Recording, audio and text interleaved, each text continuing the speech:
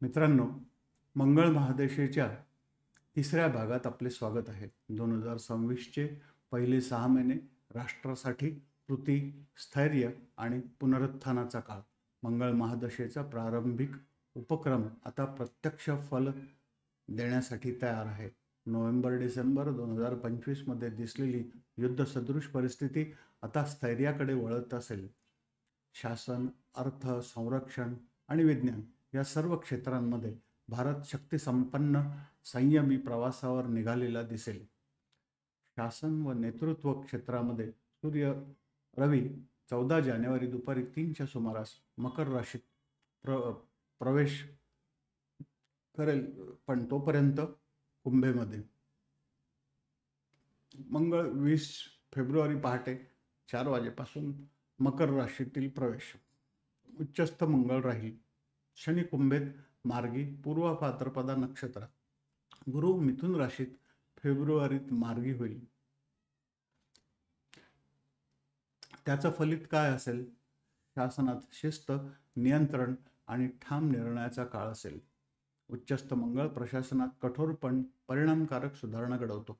नोव्हेंबर-डिसेंबर मधील तणावानंतर सरकार धोरणात्मक स्थैर्याकडे झुकलेले दिसेल. नेतृत्वातील दृढता वाढीस येईल. आखलेल्या धोरणांची अंमलबजावणी सुरू होईल. हे शुभ परिणाम या ग्रहांचे दिसून येतील. अशुभ परिणाम अंमलबजावणीतील धोरणावर मतभेद दिसून येतील. प्रशासकीय क्रियेत कडकपणा वाढलेला दिसेल. राष्ट्रीय नेतृत्वाच्या सुरक्षेत वाढ होतानाही दिसेल. 2026च्या प्रारंभी रवी आणि मंगळ संयोग आणि शनी गुरु संतुलन हे राष्ट्रप्रमुख व पंतप्रधान या दोन्ही स्तरांवर जबाबदारीचा व सुरक्षा ताणाचा काळ दाखवतात. ग्रहयोगानुसार नेतृत्वावर प्रत्यक्ष धोका नाही, पण सुरक्षा व्यवस्थेतील सजगतेत वाढ झालेली दिसून येईल. आरोग्य ताण व कार्यभारातील दबाव स्पष्ट जाणवतो. मंगळ उच्चस्थ असल्यामुळे नेतृत्वाला ग्रह संरक्षण आहे.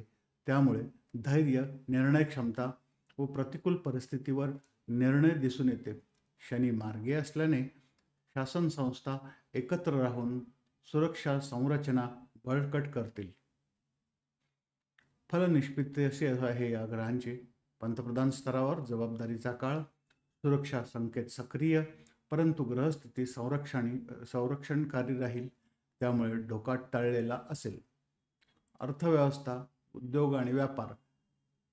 गुरु मार्गी फेब्रुवारी 2026 पुनर्वसू नक्षत्रामध्ये. शुक्र तेजस्वी जानेवारी अखेरपासून. बुध मार्गी कुंभेत मार्चमध्ये. या ग्रहांचा फलित औद्योगिक पुनरुत्थान, विशेषतः संरक्षण, ऊर्जा, वाहन उद्योगात अत्यंत वाढ झालेली दिसून येईल. आंतरराष्ट्रीय व्यापार संबंध सुधारतात. रुपया स्थैर्य पावतो. मार्च-एप्रिलमध्ये शेअर बाजारात तेजीचा कल दिसून येईल. या ग्रहस्थितीमुळे उत्पादन, तंत्रज्ञान व स्वावलंबनात प्रगती झालेली दिसेल. तर अशुभ परिणाम पहिल्या 2 महिन्यात आर्थिक ताण जाणवेल. समाज व्यवस्था व राष्ट्रीय सुरक्षा. राहू कुंभेत, केतू सिंहेत, मंगळ उच्चस्थ फेब्रुवारी-एप्रिल. सुरक्षा सज्जतेचा उच्च बिंदू. सीमावर्ती तणाव कमी होत जातो. संघर्ष थांबतो. संरक्षण करार आणि तांत्रिक सहकार्य वाढेल. जनतेचा राष्ट्र अभिमान आणि शिस्तबद्धता वाढलेली दिसून येईल. राष्ट्रीय एकता आणि सैन्य सुधारणा हे शुभ परिणाम दिसून येतील. तर अशुभ परिणाम स्थानिक असंतोष किंवा आंदोलनाचे संकट राहील.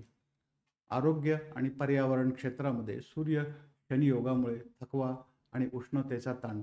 फेब्रुवारी-एप्रिलमध्ये हवामान बदल तीव्र. शासनाकडून स्वच्छ ऊर्जा व हवामान नियंत्रण योजना सुरू होतील.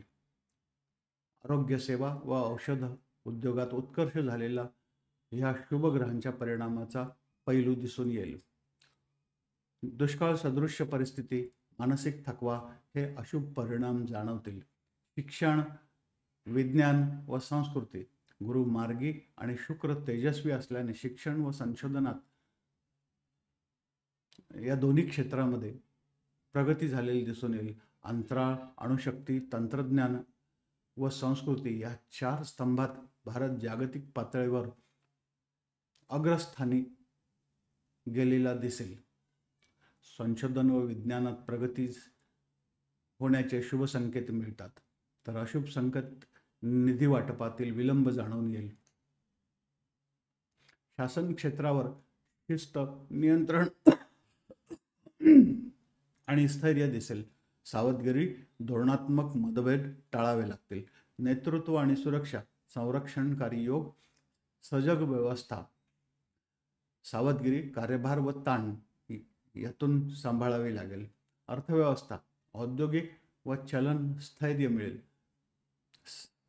प्रारंभीचा ताण हा सावधगिरीचा शिकवून जाईल. समाज, राष्ट्रीय एकता व शिस्त जाणवेल, पण स्थानिक असंतोषही येईल. आरोग्य, सुव्यवस्थित सेवा मिळतील. उष्णता व प्रदूषणाचा ताण जाणवेल.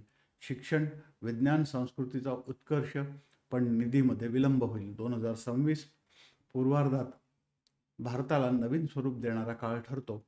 मंगळ महादशेचा प्रारंभिक प्रभाव राष्ट्राला कृतिशील, संरक्षित, सुरक्षित आणि आत्मनिर्भर बनवतो. नेतृत्वावर सुरक्षा ताण असला तरी ग्रहस्थिती संरक्षणकारी आहे, त्यामुळे काळजीचे कारण नाही. युद्धसदृश स्थिती आता राजनैतिक संयम आणि विकासाच्या दिशेने वळते. हा काळ भारताच्या शौर्य व शांती या प्रवासाचा आरंभ ठरतो. धन्यवाद.